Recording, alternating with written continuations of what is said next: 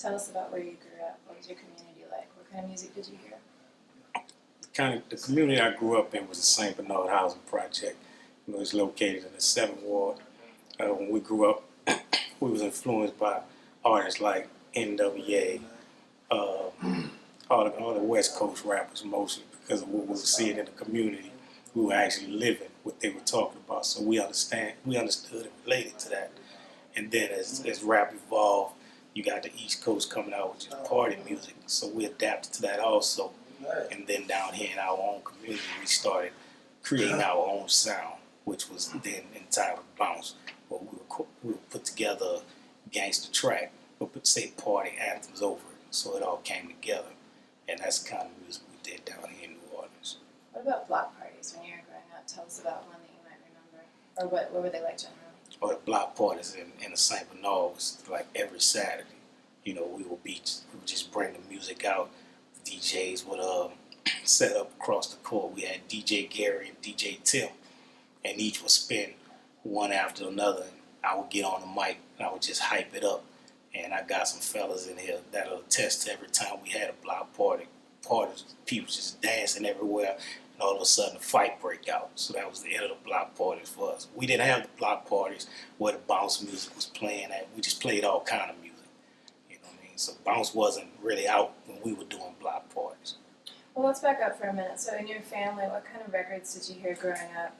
And before you got to the point that you were actually getting on the mic in these block parties, what kind of stuff did you hear? What about secondlines, all that stuff? What kind of influences did you have early? Oh, we had the second line. That was definitely a big influence. I mean, we started off back then with the Dirty Dozen Brass Band. You know, we would listen to them playing, and we were all just dancing the streets to their sounds. But as for recorded music, as I stated, you know, we got on to the NWA sound real quick because there was a lot of violence going on in the neighborhood, and everybody pretty much was against what the police were doing with the brutality and everything. So NWA was the influence on the community. You know, everybody loved it, everybody gravitated towards it. But as for me, you know, after I listened to that, liked it, heard a couple of other artists from the East Coast and liked it, I just jumped on the street sound and started rapping about street music and what I was actually seeing. And then realized, you know, maybe that's not it. And so that's during that time, bounce music was started by DJ Irv and T.T. Tucker. DJ Irv's also from the St. Bernard. And once they did it, you know, I gravitated towards it. And I just said, okay, we could do some gangster lyrics over some bounce music, and we'll see how it comes out. And that's the direction I headed in.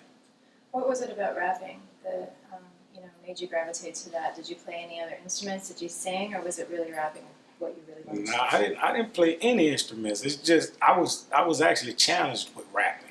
I used to watch guys rap all the time, and I never could rap. I had never written a rap or anything. And one day they were just in a cipher, which they call it now. Everybody was in a circle just rapping, and I just stepped in and I just freestyled. And one guy said, "Man, you nice." You know what I mean? So the next day I just wrote a rap, and I was in then. You know, I think I was like 16. I was 16 when I wrote my first rap, and I know I bit a lyric from Denny D. That was my first bite. I never bit since. You know what I mean? But it was my beginning stages, though. From New York Incorporated. New York Incorporated. There you go. You know your history, huh? All right. So then, your next show, like going from rapping in the streets to, kind of starting to have shows and stuff. What was your first show that was memorable to you, or that you really felt like, I might have a future in this, or it's something that I want to do? Phillips Talent Show.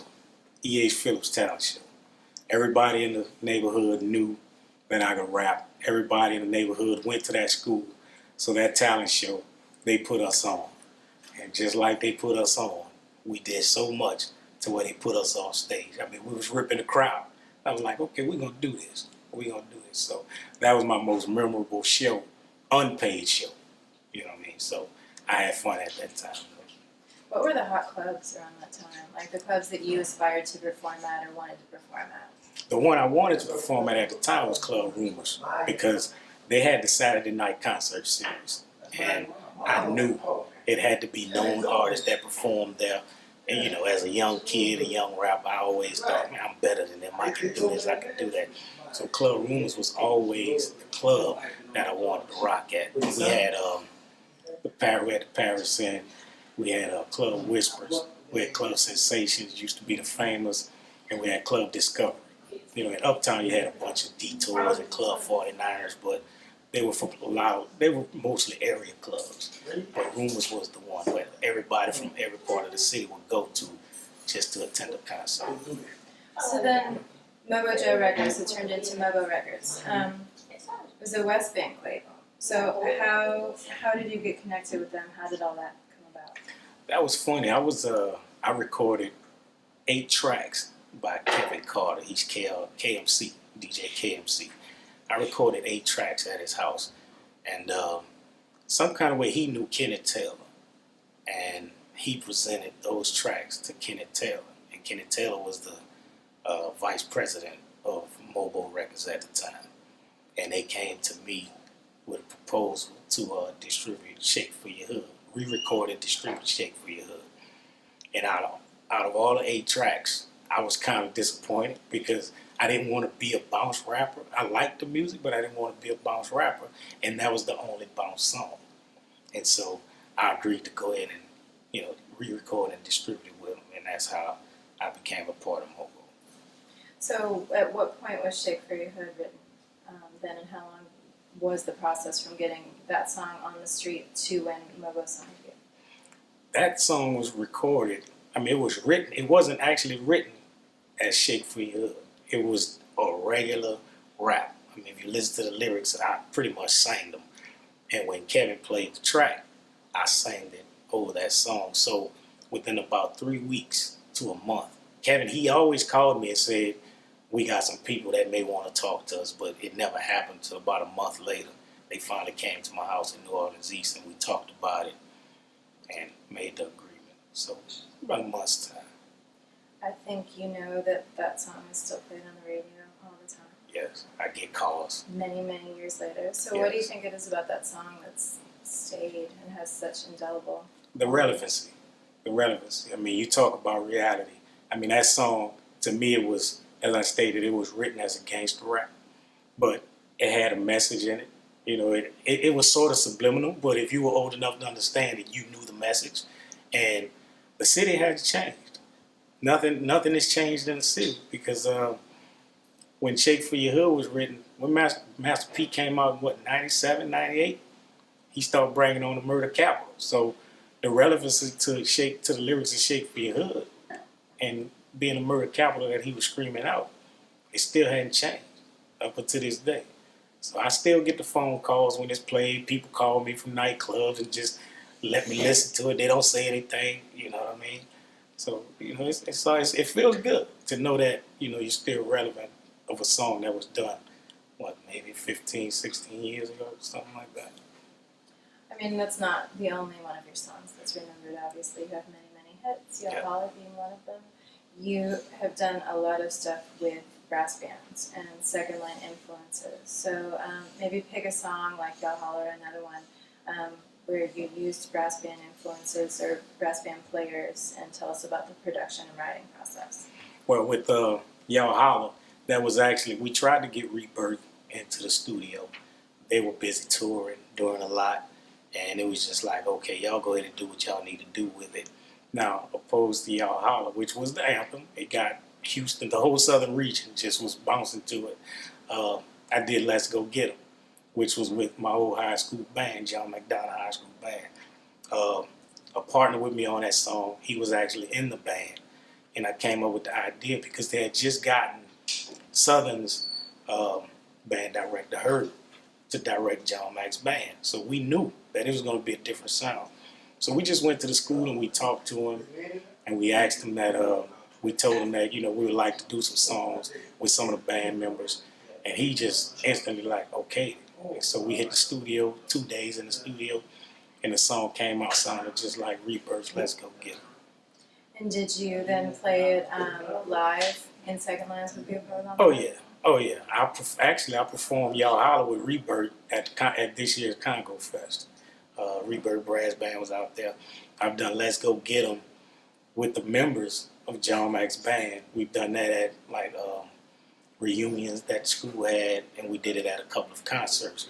But I performed it with different bands because it's actually a rebirth song. I performed it with different bands at maybe about 4 or 5 different venues. So I have fun doing it because everybody knows it. Anybody who knows bounce knows that it's a really diverse genre of music, but at the same time, at the core, there are these fundamental components that stay true over the years. Like nobody thought that they would stick around this long, but they have. What do you think it is that made New Orleans gravitate so much to that sound, the Showboys record, and making an entire genre out of it? Because you can dance off it. I mean, dances have been created off of that song. Club chants have been created off of that song. Different DJs have based their tracks. That song was the base foundation of the way they're gonna do their tracks. I mean, you hear a lot of Trigger Man bells and a lot of tracks, or you just hear the beat. It's just a simple beat. And everybody can ride to that beat. They can do any kind of dance to it. And now they speed it up. And you also had a Derrick Beach Brown beat in there also. So now they're speeding it up, making it a little bit faster. But what I think made everybody gravitate towards it, because it was different. It was one record that nobody paid attention to on a compilation album. And New Orleans took it and ran with it. You know what I mean? So, and we loyal down here. If it's something we like, we're gonna stick with it until it dies out. And it hadn't died yet. Everybody said it won't last, but it's been around for some years now. I don't think it's going anywhere. So I think it was '95 that Mobo wanted you to put out the Beat for Bounce record and convince you to do Shake for Your Head and put it on that. What kind of reception did Beat for Bounce have? Did you play a lot within the city? Where did you sell tapes? How did all that work? Man, it was crazy. I remember the day we were releasing, and they had me, handing out flyers in neighborhoods, putting them on people's doors as if it's election time. And that same day we went around the UNO Lakefront Arena, and that's where we sold our first 300 box. It was a box of 300. First cassettes out of the trunk of Joe's car. Everybody was coming out of Teen Summit. So we knew exactly when to hit them. When it's over, we're going to UNO Lakefront Arena. So that was the first place. And me, I'm kind of laid back, shy guy. I didn't believe in it. I'm just like, man, I'll do it, but whatever. You know what I mean? And then Wild Wayne called me from the radio station and said, man, you need to come to the station. These people calling about your music. And I went, and there it was. That's when I became a believer that, okay, this is really happening. At that point. What was the production team at Mobo like? How was Ivory Joe to work with? How were all those people? Well, they were great guys. They were cool. I mean, they were strictly business. They didn't call me over there until it was time to record because they had many artists, and they knew that I was into other things. I wasn't going to come and just sit in the studio and wait around. So when I got there, it was all business. We had Diamond, we had Kevin, we had Jody, who go by the name of Death, Rootless Juveniles. All those guys used to be just sitting at the studio, just waiting until it's time for them to go in.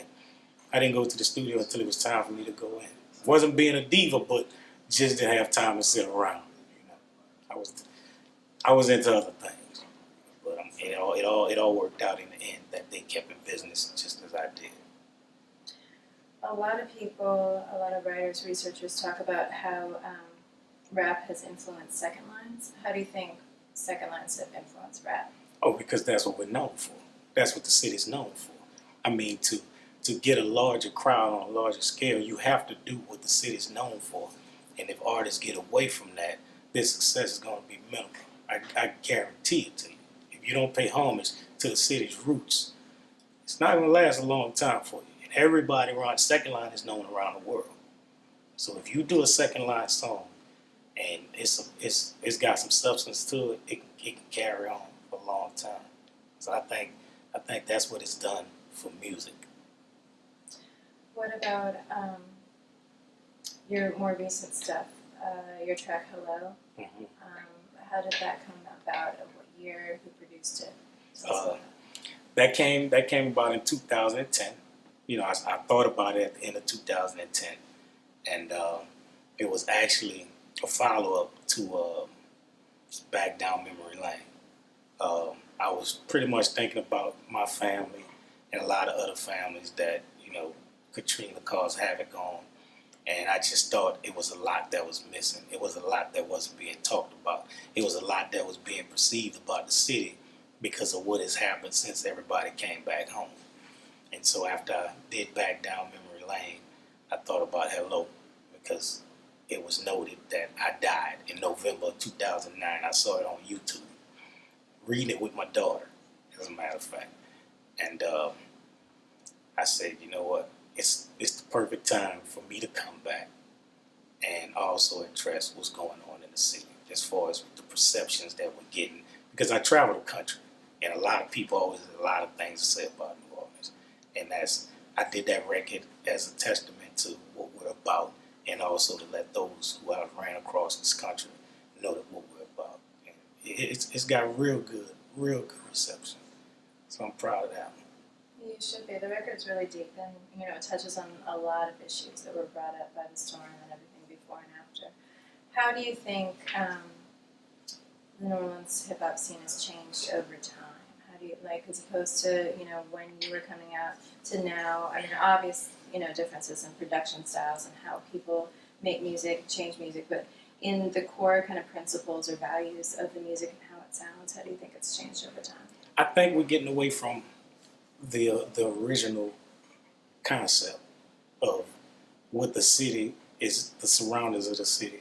I mean, we used to make music talking about nothing but the city, everywhere in New Orleans. And now artists are seeing things or hearing things, and they're becoming competitive. And what they're doing is they're trying to compete with top level artists by, talking about things other than your roots. You lose your crowd. Trust me, I know. I've done it. I've tried it. Colin showed me a CD I had. It's called Credit for Time Served. I got completely away from the roots of the city on that album. It spoke on reality, subjects that a lot of criminals can relate to, and I lost my crowd. I lost them immediately, and I knew right then and there that the city will support you as long as you keep them relevant. But when you get away from them, you lose them. So that's changed a whole lot, and I think it's because of a couple of local rappers getting major deals, and every artist trying to take that route. So I think they change it up a bit, and it's just not for everyone. So you stick with what you used to, and I think we'll be okay. But a lot of them's gotten away from it, and that's what's changed. You've spent a lot of time away from New Orleans, Baton Rouge, elsewhere. Are you happy to be at a point where you kind of want to come back? You think you've made peace with a lot of things and want to move forward with the city? Are you still conflicted? How do you feel? I love it. I love my city. I have never, no matter where I lived, I never left this city. I mean, I chose Baton Rouge because I could come and go as I please.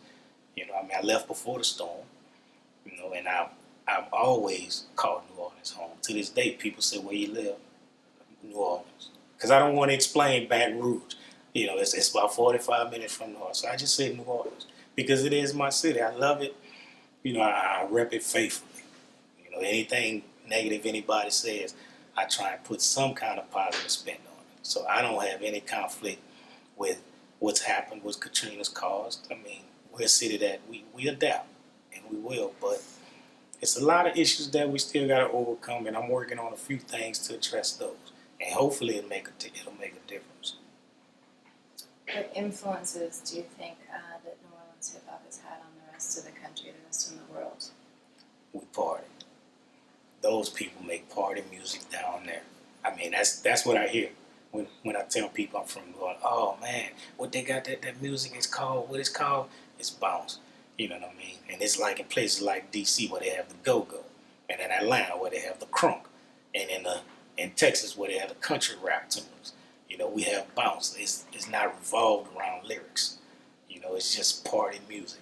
We can say anything. We can just be quiet over a bounce track, and people are gonna dance. Go to a nightclub, you can play 4 hours of bounce music. The dance floor stay packed.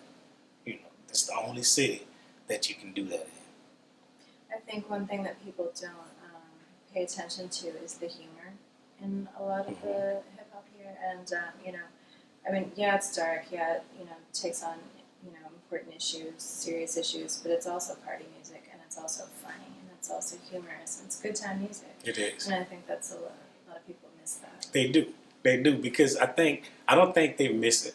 I don't think they miss it. What they do is they judge it. They judge the dances. They judge the artists, you know, and they pretty much say, okay, is that what it's about? I don't like it. But people don't understand that that's not true bounce music. That's not the base foundation of bounce music. If you go back into the history, you get that. But with everything comes change. And it's just changed to what it is now. And in my opinion, a lot of people are exploiting those artists to give bounce a face. And I just don't agree with it, but hey, if it works for the artist, I have no problem with the artist. But the people that's behind the history of bounce know that that's not exactly how it started and how it is. But hey, it's keeping New Orleans on the map, so I'm good with it. I'm good with it. Is there anything that we haven't talked about that you think is important to include? No, I just like the idea that you guys are coming to the artists themselves and not label representatives who could speak for artists. And I think, some fan reaction would also give you the real story on New Orleans music. You know what I mean? A lot of people, just like we're doing an interview, a lot of people ask me certain questions. It's pretty much an interview, ask questions about the music. So now you haven't asked me anything. I mean, we haven't missed anything, I don't think, when it comes down to the music scene in the city. Not at all. Colin, do you have any questions?